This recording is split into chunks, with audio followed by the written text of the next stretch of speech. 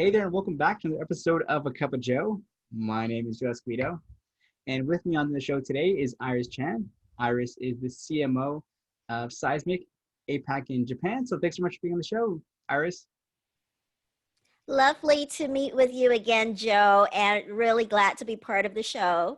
Hi, Absolutely, everyone. absolutely. We really appreciate you joining us as well. We have a very, very exciting show today, and it's a topic that we never discussed before around medium-sized companies. And the reason we have that is because, you have been in startups, you've been in enterprise. Now you're in Seismic, which is more of a medium-sized enterprise.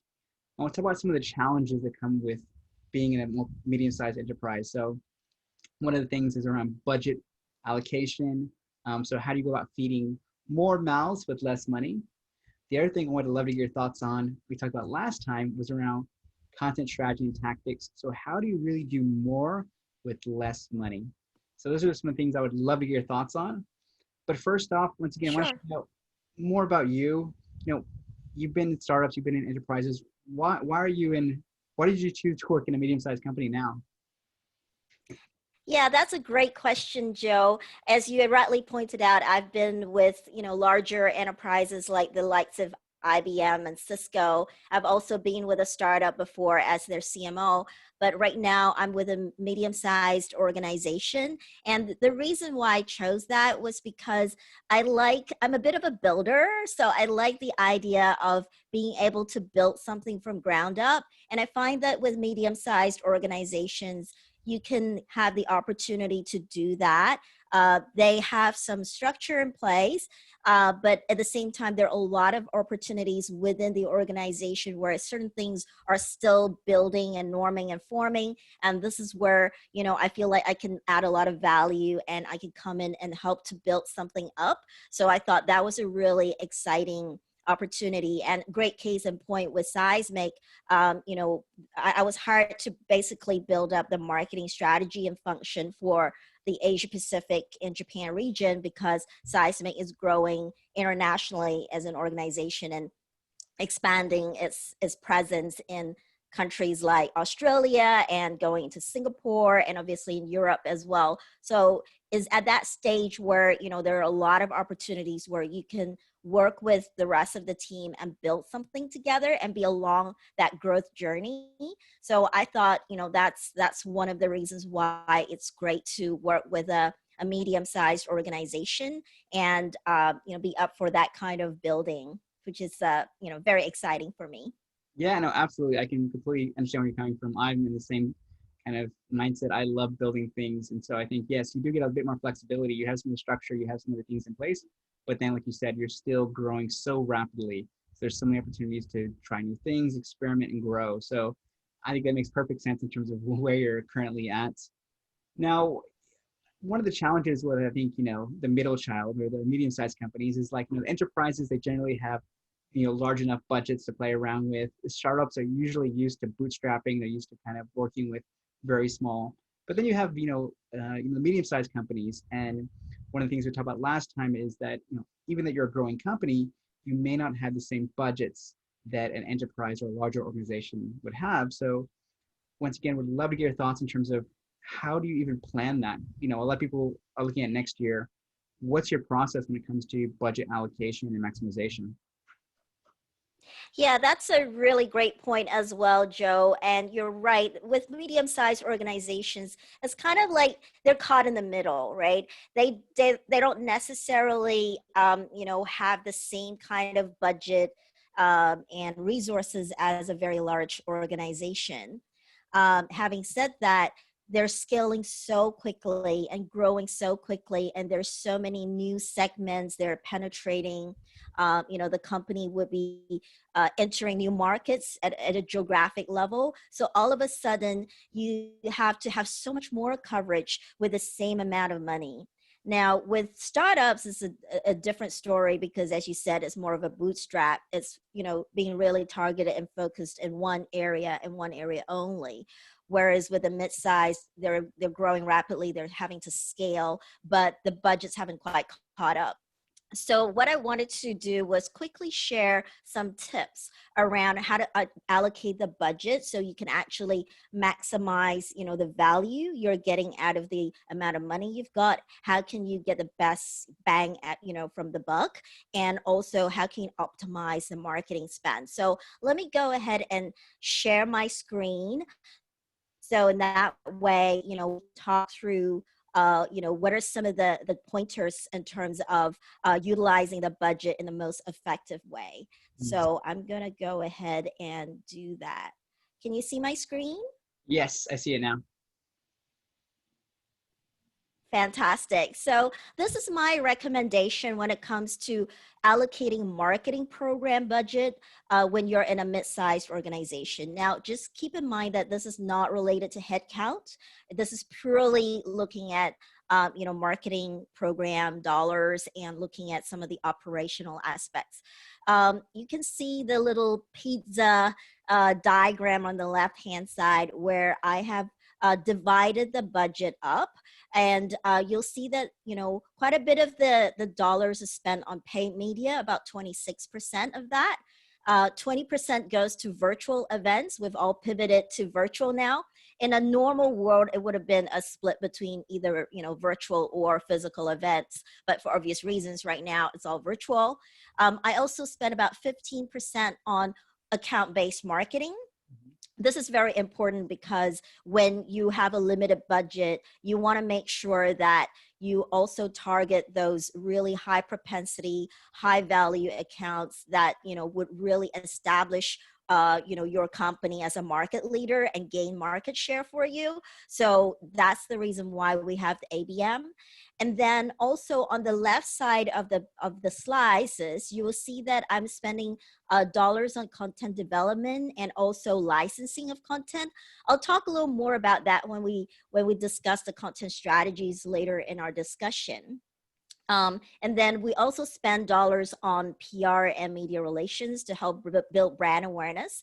And then last but not least, the second last thing is really around case studies. As a medium-sized organization, you're just starting to get traction. You now have built up a pretty, considerable pool of clients. And this is the time when you really want to make that customer advocacy work for you and help you to extend the market leadership. So this is where case studies and customer success stories play an important part. And you need to do them at scale. You need to kind of really, wear the pain initially, put in the dollars, and just build up a collection or a library of case studies. And then last but not least, putting in, the dollars for the infrastructure aspect of marketing, like the right tools, the right applications, the due diligence with processes, so on and so forth. What I recommend is basically a formula of a 6x3x1, right? So you'll see that the ABM activity and the virtual events and the paid media, they're basically demand generation activity that leads to pipeline, and they occupy about 61% of the budget right now. So it's kind of aligned to that 6x3x1 formula, right? It's not an exact science. If you have 1% more, that's not the end of the world, but essentially you want to try and stick to that as closely as possible. So your pipeline and revenue generation activity should be about 60% of your budget. The other 30%, which is the 3 in the ratio, you want to devote that to brand and market leadership. So we have things like PR and media relations. We have, building up content that looks at thought leadership, for example. So that helps to establish your company as a thought leader, as a market leader, as an industry visionary, for example. And the same thing goes for case studies, because again, they're positioning your brand as, the leader in the market, as a trusted brand in the market, and you've got market share through all these successful customers. So that's the 30%. And then try to be as close to 10% as possible with your operations, whether it's spending on, MarTech stacks and so on. At the moment, I'm at 12. At an aspirational level, I hope to try and bring it down to 10, but hey, it's a work in progress. We're not perfect. So that's what I look for when it comes to, program dollars and how to allocate that, and what what it is that you need to prioritize. You'll notice that in this pie chart, I don't have a lot of dollars on agency fees or, outsourced activity. And let me tell you why. As a mid-sized organization, this is the one tip I want to share. Try to see if you can minimize, some of that spend.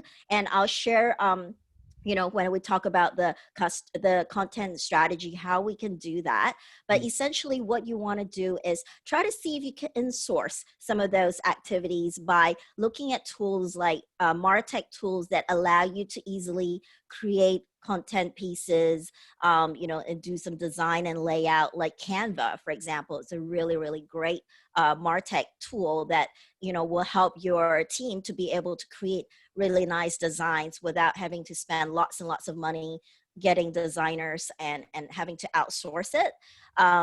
Or you can invest in sending a couple of your team members on courses to do graphic design and so on. So you can insource as much of that activity as possible internally. And then maybe you might have the odd project here and there where you need to go to an agency and get them to design something really sophisticated. And that's totally fine. You need to do that when you have to reach that level of sophistication. But by making sure that some of the more repeatable, the simpler type of documents and collaterals are done in-house, you can really minimize your spend and try to maximize your program dollars towards pipeline generation and towards brand building and so on, rather than paying production costs. So the whole idea there is to try and compress your production costs so you can maximize the amount of dollars that you can allocate towards brand building and towards lead generation, because that's what's going to impact the pipeline.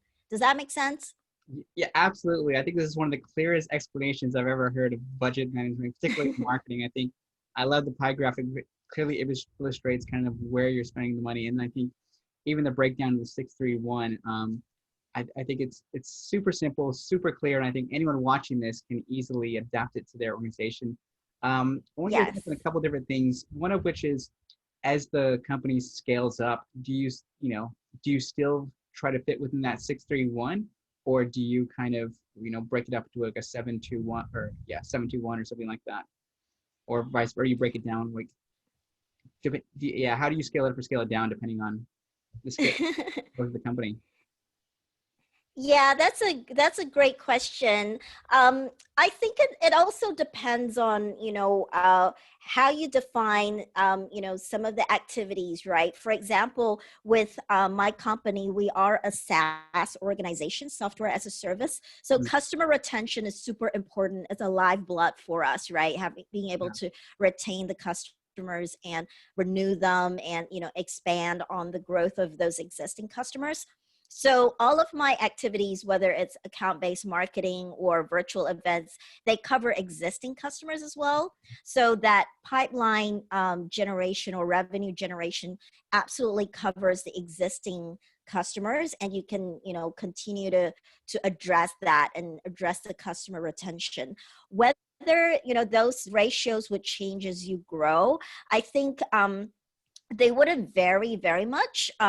You'll find that predominantly pipeline generation and revenue generation is still the focus of most companies. Yeah. So you would want to, at least keep to a minimum of 60%. Mm-hmm. But maybe what you need to do, what you could do is maybe, go up a little higher as your company grows and becomes more well-known. You can scale back a little bit on your brand activity and start to maybe increase the ratio towards having more lead generation, because now you've got traction, you've already built the brand, and there's already a lot of brand recognition. So in that way, you can slide up the revenue generation element and have more percentage towards that, if that makes sense. Yeah, absolutely. No, I think it's a very good tip. And the 60% for pipeline revenue generation, I think the top three were paid media, virtual events, and ABM. Are those the areas that have been kind of largely contributing to the revenue and pipeline growth? Is that the reason why it's allocated at the higher percentage? Absolutely. Those are the three levers or, drivers for pipeline and revenue generation, which is why, you would be more dollars towards it, or it's a higher percentage, and collectively they make up that 60%. Okay. No, I think that makes perfect sense. I think we'll have to do another follow-up session. I would love to get your thoughts on ABM, and it's a big topic, and you guys are focusing on that. But for today's session, we'll talk about kind of Yeah. the content, the kind of building the brand, thought leadership, and things like that. So once again, would love to get your thoughts on some of the strategies that you guys are implementing at Seismic, just to find out, what are you guys up to? Great. Yeah, I'd love to share some of the content strategies and tactics we've been adopting here at Seismic as we start to scale so rapidly, and build out, our business in this part of the world. So for us, one of the things that we're challenged with when I first came into the organization was to look at building brand and market awareness. And also in the space that we're dealing with, right? We are a sales and marketing enablement platform. With sales enablement, the concept is still fairly new in this part of the world. So we have to do a lot of market education. So it's not just building the brand, but also educating the market about, hey, what is sales enablement and what is the value of sales enablement? So helping organizations understand that as a concept in itself is also a huge undertaking for us. So where I found, it was really important was to be able to look at building some thought leadership content. And my concern was, hey, with the level of brand recognition as we are having right now, if we went out there and published a white paper or did a market study, or ran a webinar, we won't necessarily be able to draw the crowd. So what I feel like a really good tip is to look at what I call content partnerships, whereby you work with different third-party organizations to help you and work with you such that you can generate that awareness and also bring the audience in and acquire the audience and bring them to your events, bring them into your campaigns and activities. So let me go ahead and again share my screen, because I'd like to share some examples of content partnerships, because I think it's great to look at what are the possibilities here. So for us at Seismic, what we've done with content partnerships is we've approached a number of different organizations to work with them to develop content together and to also run events to share that content. And in fact, if you think about it, a virtual event like a webinar, which is recorded, is actually a piece of content, is a content asset that you can use later on for demand generation campaigns and so on. So for all intents and purposes, content also includes the virtual events and so on. And what we've done there is we've worked with a number of third-party organizations like industry analysts and research and advisory firms that are, very prominent in the space of sales and marketing for B2B. We also worked with industry associations, right? These include professional societies, professional associations, where they have a strong membership of, the practitioners and professionals that we're looking to engage as our target audience.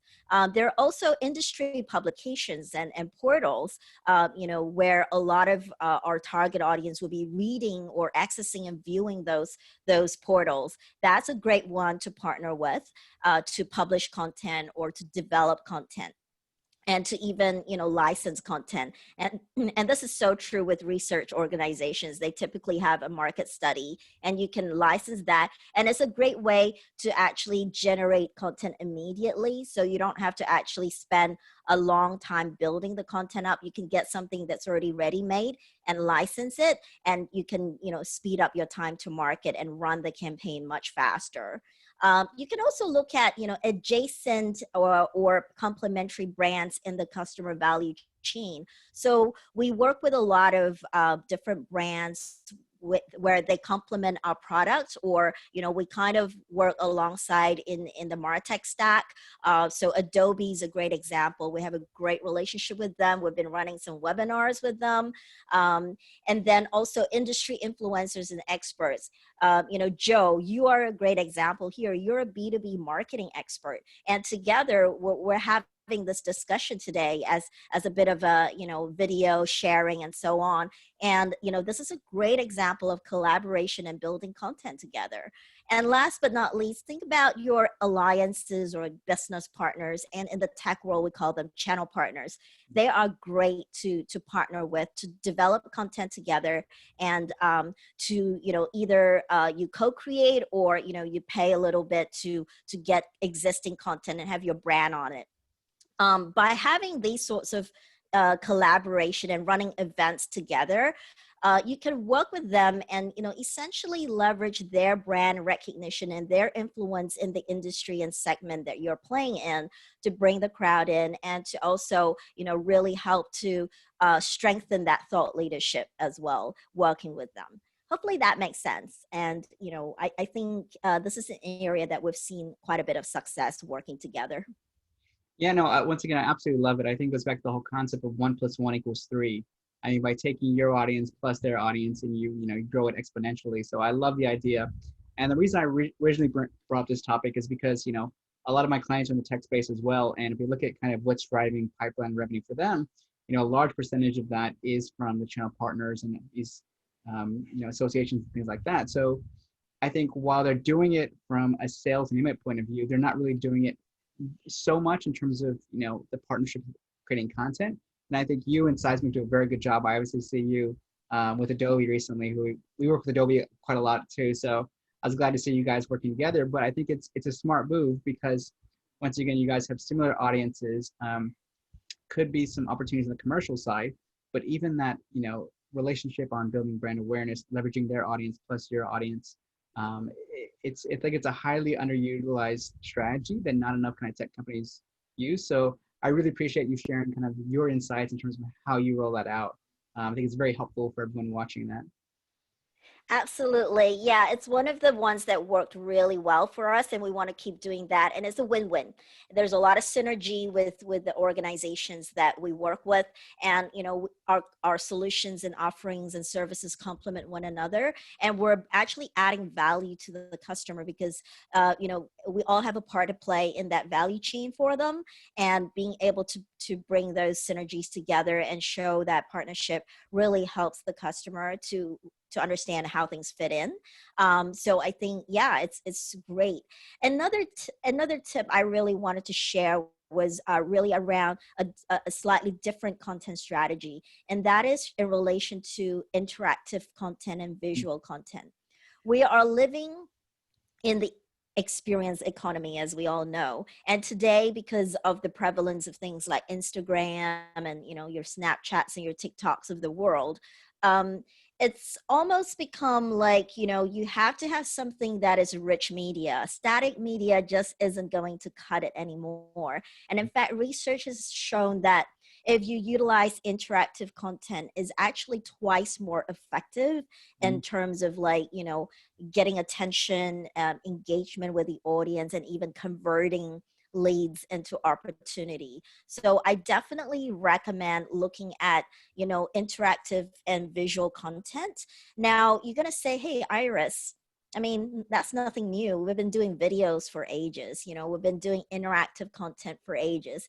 Now, the difference is, up till now, what I've been seeing is that a lot of these interactive activities require a lot of expertise. It requires a lot of dollars as well. You have to outsource to an agency to create a very interactive, piece of content asset, right?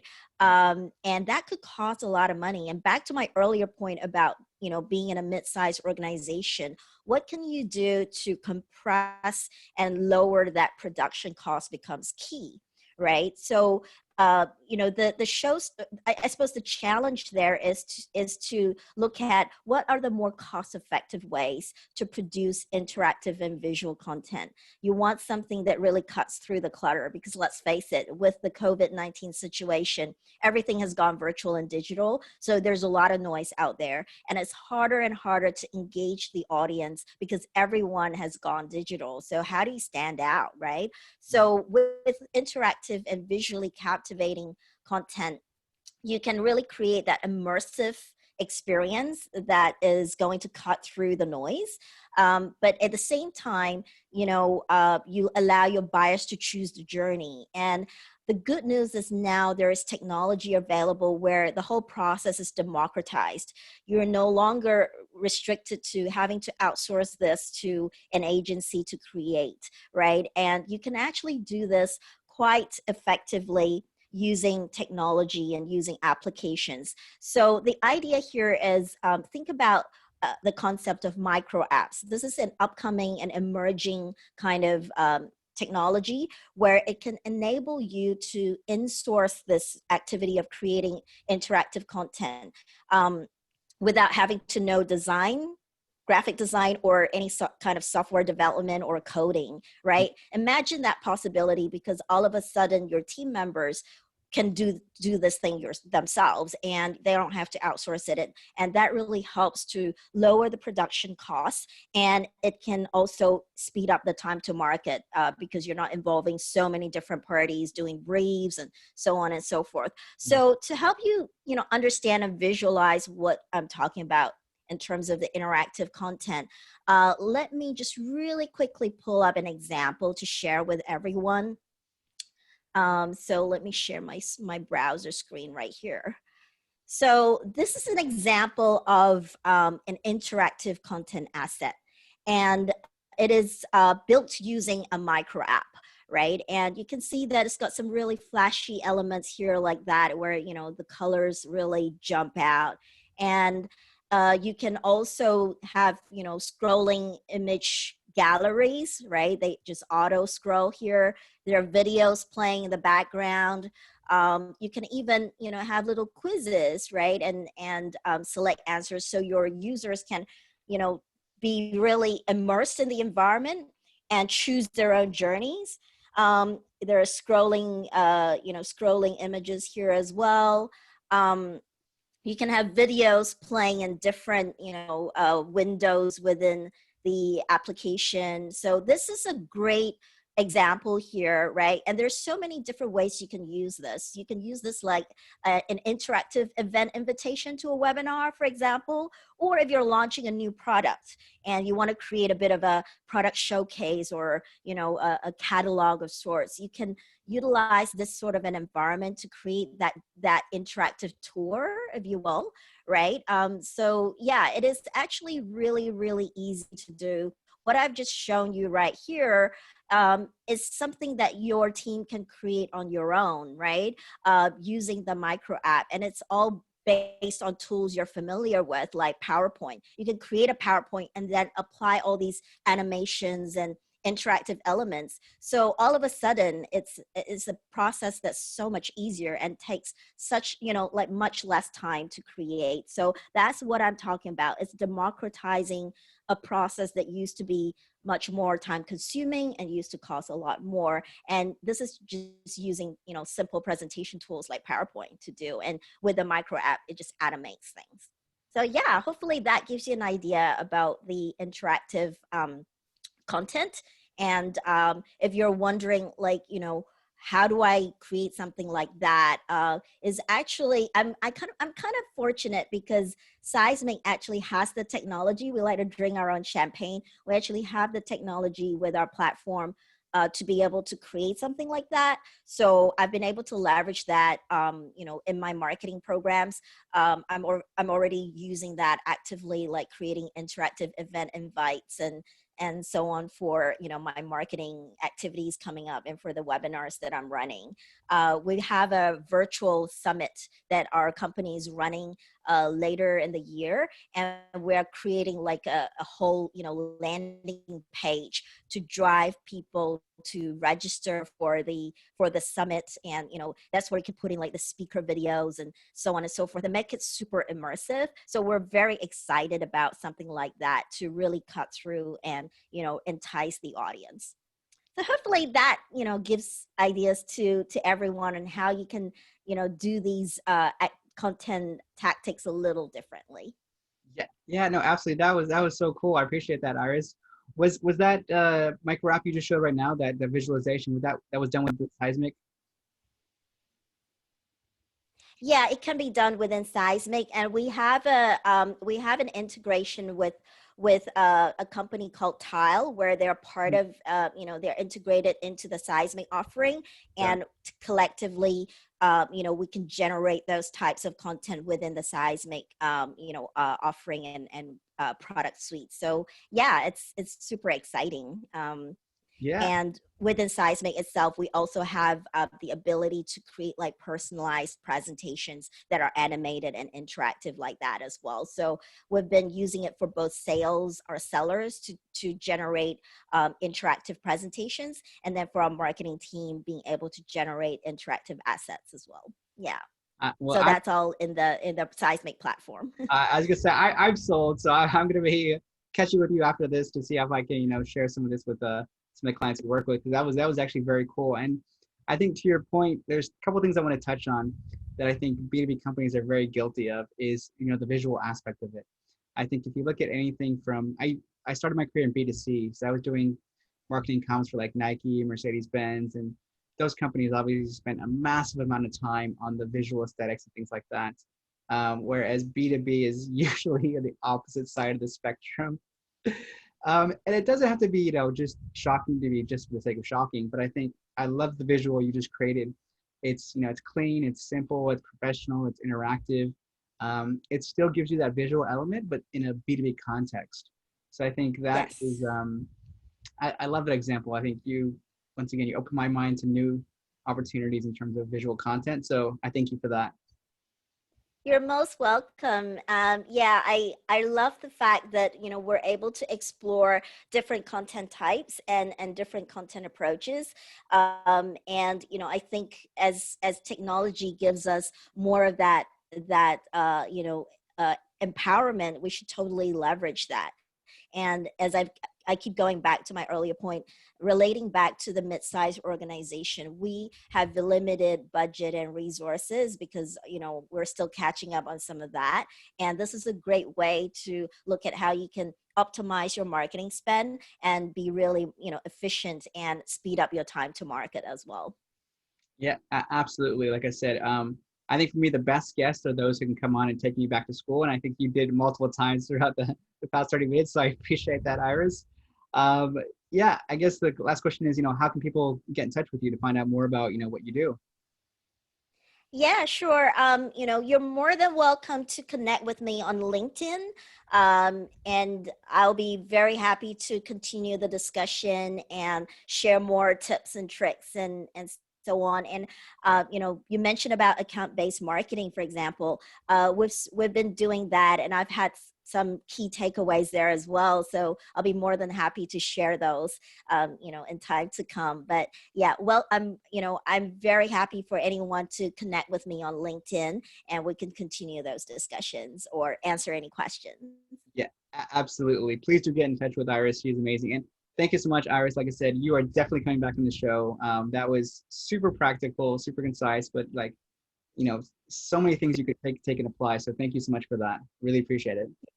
You're welcome. Yeah, it's been great talking to you, Joe. I always enjoy our conversations, and I hope today's session has helped everyone, get some new ideas, and hope we meet again. Thank Yes, you. absolutely. And if you're watching today's episode, I always say you have to share it, but this one you really, really do have to share it because there were some incredible tips in here. So share it with your colleagues, your boss, your parents, or whoever. I think there's a lot of really good points in here today. So thanks so much for joining us today, and we will see you next time. Take care, everyone. Bye.